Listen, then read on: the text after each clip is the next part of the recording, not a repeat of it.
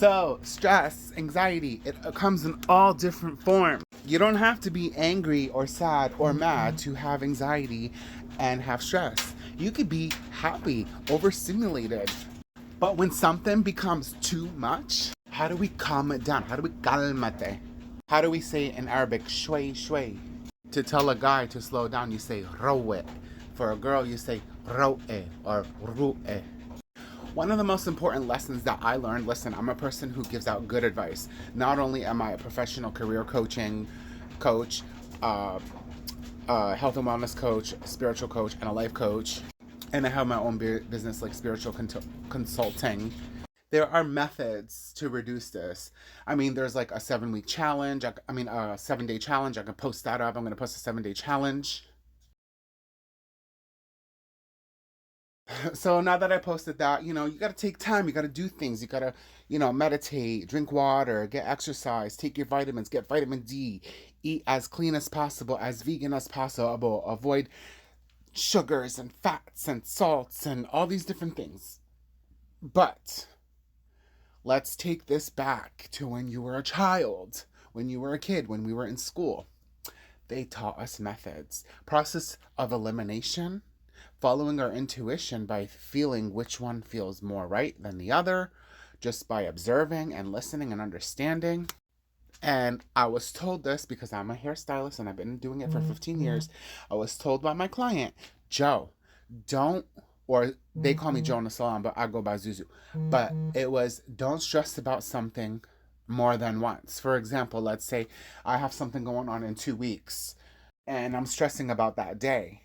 They said, well, you're wasting time stressing now about something that's going to happen in the future.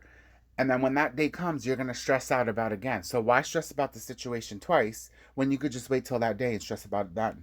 I was like, damn. So I'm trying to work on that. And I figured that's good information I can give to you guys. Of course, your spirituality and your faith in God, it plays into factor here. But like, it's also like they tell you to tackle forces that are easy and quicker, that are more short term, that you can handle on your own.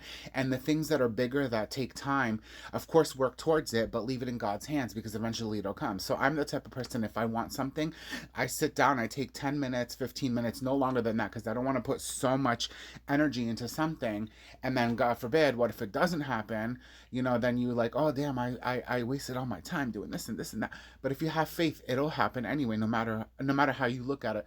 But I don't like to stress out about something if it's a personal goal. Like I sit down, I say, okay, this is my goal, this is what I would like to do, and then I just focus on it well-roundedly from mind, body, and spirit all around. I put my faith in it, pray on it, and then once I'm done with that, I just let it go and I move forward. And then eventually it'll come, because if you keep stressing about something continuously, it's like your energy already is putting out that energy that you don't have it. So like if I want, let's say I need to make $1,000 and I want $1,000 saved on top of already what I have. I say, okay, these are the tactics that I'm going to do to get the $1,000. I'm going to do this. These are my steps.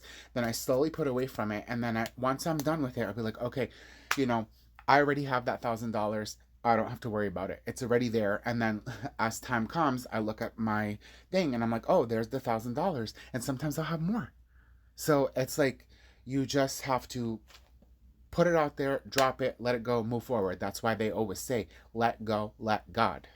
But of course, not everyone is a visual if I write it down in text, it's not easy for some people to read it through text. If I do it through filming, it's easier for them. Or if I am person to person or phone to phone.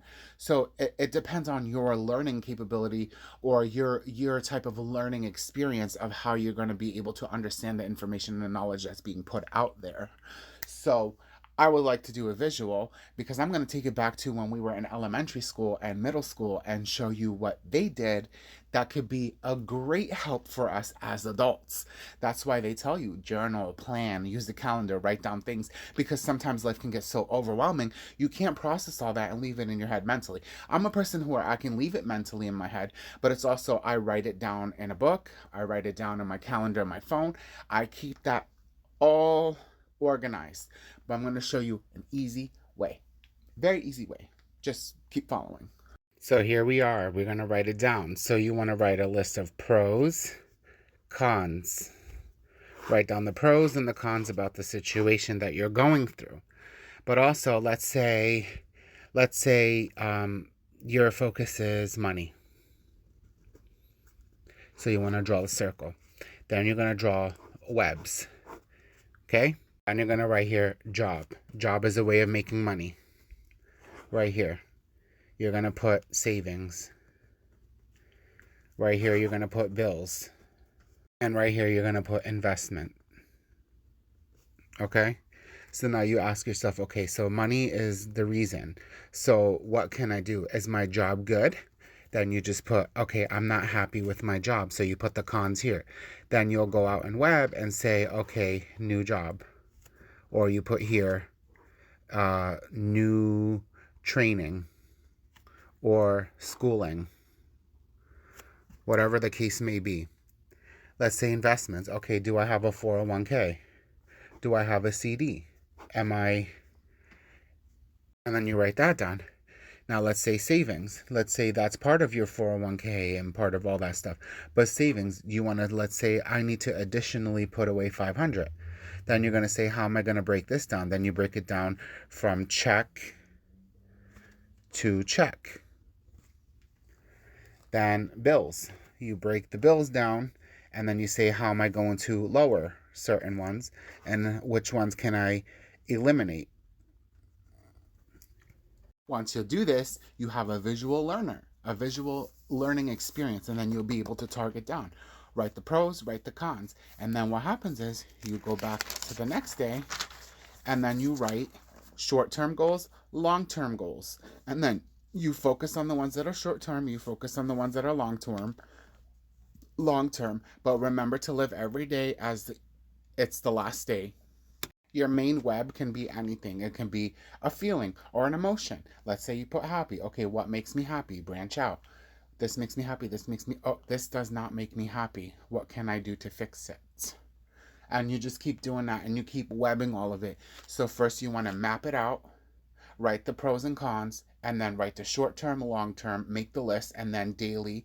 What is your daily goal, weekly goal, monthly goal, and yearly, or whatever the case may be. But remember, live every day as if it was your last day, because it's not worth about thinking about something that happened in the past, and it's not worth thinking about something in the future, which is the reason why I have this tattoo. It's small, big, small, and it goes mind, body, spirit. Father, Son, Holy Spirit, past, present, future. The one that's in the middle is big, is because you're supposed to focus on your body. You're supposed to focus on the representation of being the Son, and you're supposed to focus on your present. And once you focus on your present, your body, and being Christ-like, or having Christ-like conscience, your body, everything will fall into attunement, mind, body, and spirit, and you'll be able to organize. This is a reminder to breathe. When I look down, breathe. We forget to breathe. We get so anxious and so excited, we forget to breathe. Stop, calm down, breathe. If it requires you to sit down and pray, sit down and pray. If it requires you to sit down and listen to music and meditate, do that. If it requires candles, do that. If it requires you to pick up a pen and paper or a painting brush, or to bake or to cook or do some kind of hobby just to get this to relax so your answers can come through, do it. I can elaborate more and more and more, but it's better if you guys comment and let me know so I can branch off and do more from this video.